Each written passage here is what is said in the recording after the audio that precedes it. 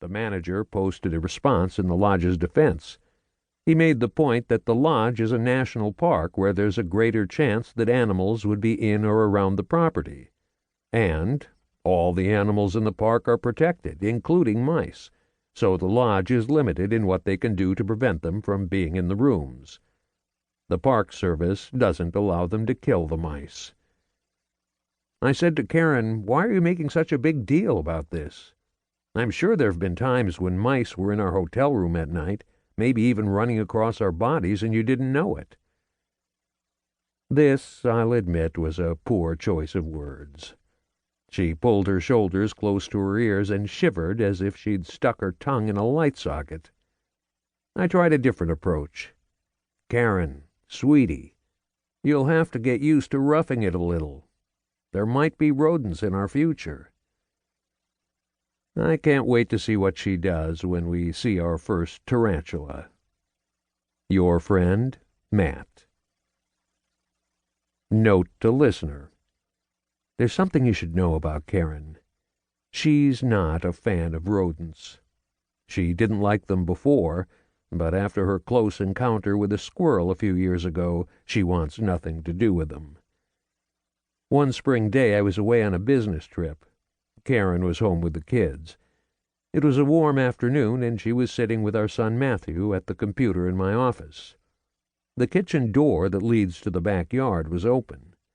They were reviewing a homework project when they heard what sounded like fingernails scratching on the hardwood floors in the kitchen, followed by a thumping gallop from our cat's socks.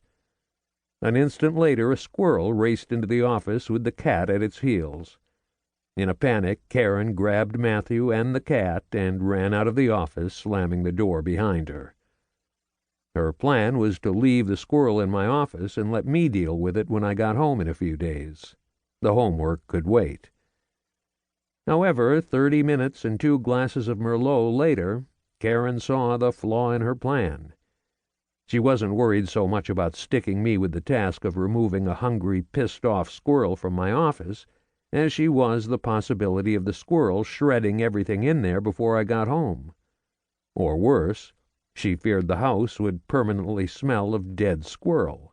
There was a decent chance her scream had given it a heart attack. Luckily, the window in my office was open that afternoon. The only problem, there was a screen in the window. Karen figured if she could remove the screen, the squirrel, if it were still alive, would find its way back to the great outdoors.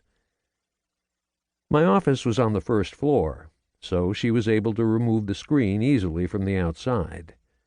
Standing in the backyard at a safe distance, she watched the open window, but no squirrel appeared. Venetian blinds were down, covering the window opening. Karen thought, if I just reach in and pull the cord on the blinds, I can raise them enough for the little rodent to see his escape route. Taking deep breaths while standing on the 3rd rung of our stepladder, Karen thought through exactly what she had to do. Raise the blinds with one hand, pull the cord with the other, lock it in place, and get the hell out of there. No problem. The squirrel was no doubt cowering in the corner. Not quite. As soon as she raised the blinds, the squirrel, according to Karen, who was the only witness, saw daylight and flew through the air, landing on her head. Its toes were caught in Karen's hair as it made a desperate attempt to free itself. Karen said, "It was running in place on top of my head." She fell off the ladder and ran screaming through the backyard, with the squirrel stuck to her head. I'm sure it was only a few seconds, but time stands still when there's a squirrel on your head. It eventually freed its claws, jumped off her head, and ran away. Sue was the first person Karen called after she calmed down enough to speak. They discussed the situation thoroughly and agreed that shampooing several times with Head and Shoulders, rubbing the tiny scratch marks on her scalp with alcohol, and drinking the rest of the bottle of Merlot were the proper steps to prevent rabies. I was her second call. Karen gave me a second-by-second recounting of the event, complete with sound effects and a graphic description of how the squirrel